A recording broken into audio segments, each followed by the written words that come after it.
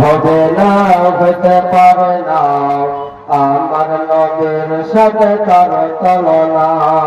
হইলে হবে না, হতে পারে না আমার নবীর সাথে তার তুলনা।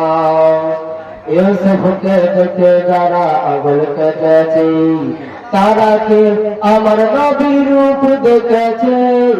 ইউসুফকে দেখে যারা আগুল কেটেছে, তারা কি আমার নবীর রূপ দেখেছে? আর দেখতে যদি কেটে দিত, আর দেখতে যদি কেটে দিত কলিজা খানা।